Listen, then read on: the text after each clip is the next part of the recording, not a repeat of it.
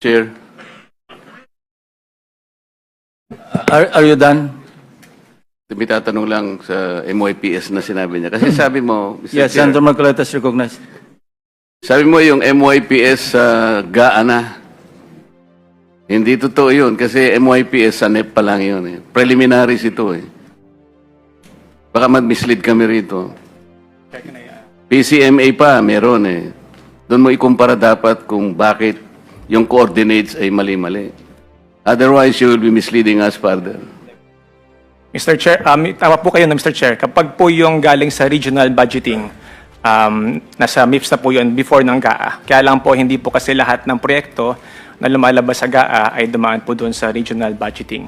Kaya po in that case po, doon po nagka-plot pa rin ng bagong coordinates. Sa MIPS pa rin po yun. Kaya po yun po yung aming gustong i-resolve para nga po mabawasan yung mga human intervention and interference.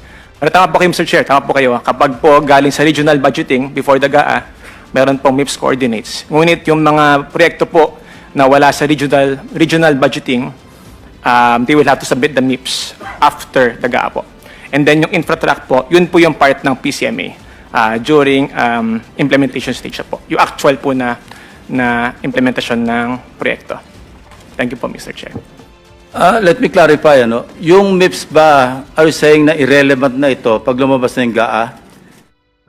Hindi po, Mr. Chair. Relevant pa rin? Yes po, Mr. Chair. Yes. Yun po yung sa planning po, Mr. Chair. So, Correct. yes po. So, hindi ito strictly na nasa NEP lang. Magta-transition ito sa GAA. Tama po, Mr. Chair. Okay, thank you.